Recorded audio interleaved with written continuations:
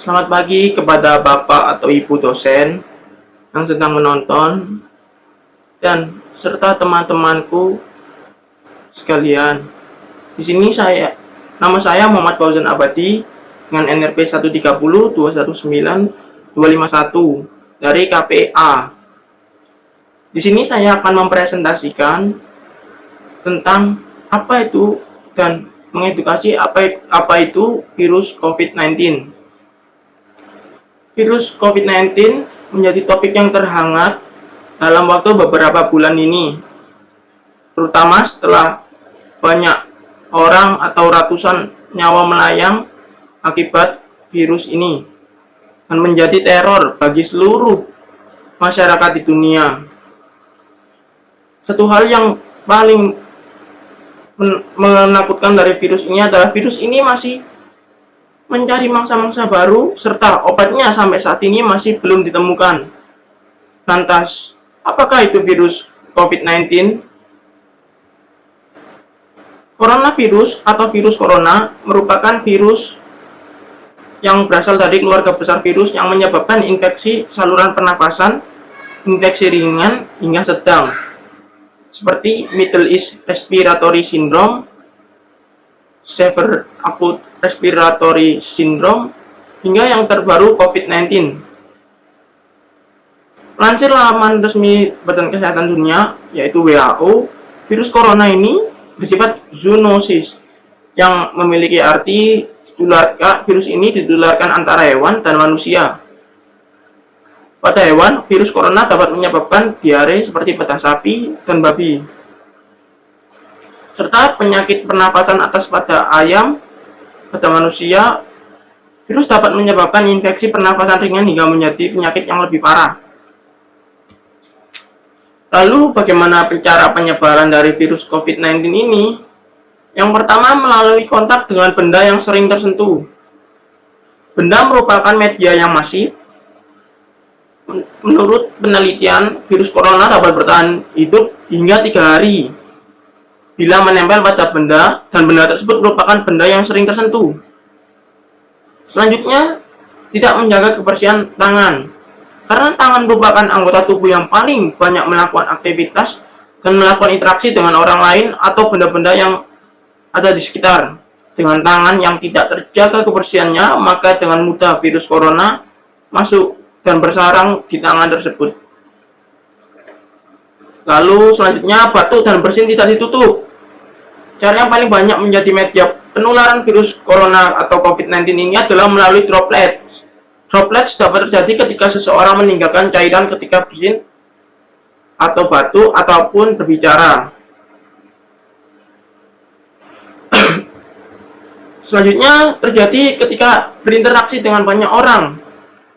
Berkumpul atau beraktivitas di tengah kerumunan menjadi salah satu cara penularan virus corona atau COVID-19 ini, sebab virus corona atau COVID-19 ini dapat menempel secara tak kasat mata pada pakaian atau benda yang dibawa oleh orang lain. Selanjutnya, tidak melakukan isolasi diri setelah kembali dari wilayah pandemi. Cara lain yang dapat menularkan virus corona atau COVID-19 ini adalah tidak melakukan tindakan pencegahan setelah kembali dari wilayah atau negara pandemi. Berbagai tindakan pencegahan tersebut antara lain dengan melakukan isolasi mandiri di rumah. Cara ini disinyalir banyak terjadi di Indonesia saat ini mengingat banyaknya warga yang kembali ke kampung halaman namun tidak melakukan isolasi diri. Selanjutnya, kurangnya pemahaman tentang virus corona atau COVID-19 ini. Kurangnya pemahaman tentang definisi bahaya dan penyebaran dari virus corona atau COVID-19 ini menjadi salah satu hal yang patut disayangkan. Sebab, apabila seseorang mengetahui dan memahami informasi tentang virus corona atau COVID-19 tersebut, setidaknya seseorang tersebut akan melakukan tindakan antisipasi untuk menangkal virus tersebut. Maka, edukasi sangat diperlukan untuk meminimalisir penyebaran risiko dari virus corona ini. Selanjutnya, bagaimana cara mencegah dari virus COVID-19 ini? Yang pertama, rutinlah mencuci tangan. Cuci tanganlah dengan sabun dan air mengalir selama setidaknya minimal 20 detik. Pastikan Anda membersihkan seluruh tangan, termasuk jari, sela-sela jari, dan juga kuku. Bila tak ada sabun dan air, maka Anda bisa menggunakan hand sanitizer.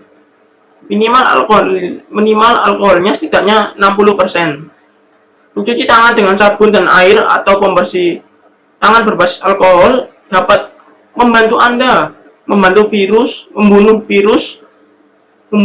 yang berada di tangan Anda. Selanjutnya, melakukan physical distancing.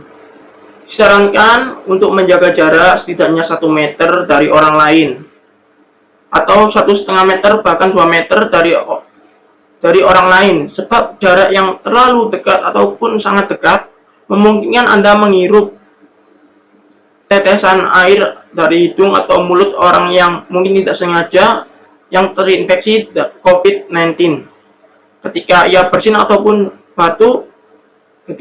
atau batuk. Imbauan tersebut juga telah disampaikan oleh pemerintah Indonesia. Lalu selanjutnya, cari tahulah informasi akurat mengenai COVID-19 ini. Penting untuk mencari dan memahami tentang informasi mengenai COVID-19, sehingga penyebaran dan resiko dapat diminimalisir oleh masing-masing dari inisiatif individu. Selanjutnya, hindari memegang mata, hidung, dan mulut. Sebab tangan umumnya menyentuh banyak permukaan yang mungkin terdapat virus.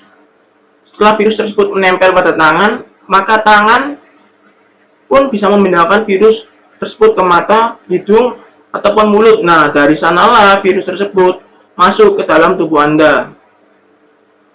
Selanjutnya, ketika bersin dan batuk, jangan lupa ditutup.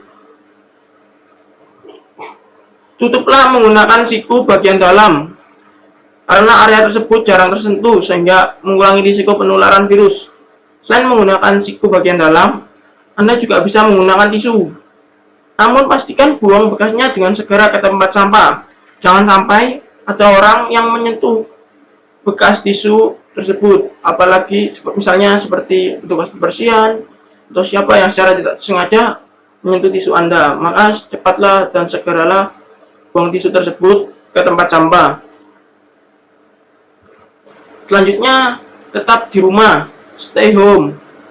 Meskipun tak merasa gejala apapun, namun Anda bisa saja menjadi karier dan menularkan virus corona ini kepada orang yang sehat atau ke orang lain yang kondisinya benar-benar sehat. Ketika virus tersebut menginfeksi orang yang sistem kekebalan tubuhnya lemah, misalnya para orang tua yang sudah sesepuh, atau nenek-nenek, kakek-kakek, orang yang sangat lemah atau rentan kekebalan tubuhnya, maka bisa menyebabkan mereka tertular oleh virus COVID-19 itu. Oleh sebab itu, imbauan untuk tetap di rumah pun sedang digalakkan sebagai upaya mencegah penyebaran virus corona baru tersebut. Bahkan Pak Presiden pun meminta masyarakat untuk belajar di rumah, bekerja di rumah, serta beribadah di rumah. Selanjutnya, bersihkanlah permukaan yang sering disentuh, seperti keyboard, pulpen, mouse, peralatan tulis, buku, keran air, dan lain-lainnya yang sering Anda sentuh. Jika permukaannya kotor, maka harus disemprot oleh disinfektan terlebih dahulu. Karena disinfektan dipercaya dapat membunuh virus yang menempel pada permukaan tersebut. Lalu, bagaimanakah cara mengatasi COVID-19 ini? Yang pertama, melakukan social distancing. Social distancing adalah pencegahan kontak dekat antara orang yang sehat dengan orang yang sakit untuk menghindari penularan penyakit. Para ahli menyebut bahwa upaya inilah yang paling efektif untuk meminimalisir resiko dari COVID-19 ini. Selanjutnya, melakukan work from home atau bekerja di rumah adalah salah satu cara social distancing yang kini telah hampir seluruh warga Indonesia menerapkannya bukan hanya untuk pekerja, melainkan juga work from home juga berlaku untuk murid sekolah, mahasiswa, sehingga mereka dapat bekerja dan belajar juga dari rumah. Langkah ini merupakan langkah yang bagus dan cukup efektif untuk menurunkan resiko penularan dan penyebaran dari virus corona ini. Selanjutnya, tidak melakukan bepergian ke luar kota dan luar negeri.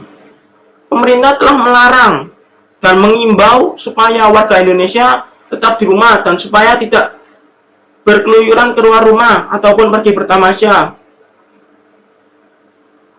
Selanjutnya adalah pertimbangan lockdown. Saat ini lockdown terjadi, biasanya sekolah ditutup, pekerja diwajibkan untuk work from home, semua acara dibatalkan, dan intinya semua orang tidak disarankan untuk keluar rumah. Walaupun cara ini membuat banyak warga, hampir seluruh warga stres. Pengaruh dari lockdown ini sangat berpengaruh besar karena dapat memperlambat laju virus yang cukup sangat signifikan. Sekian dari presentasi saya. Apabila ada salah kata, saya minta maaf dan selamat pagi.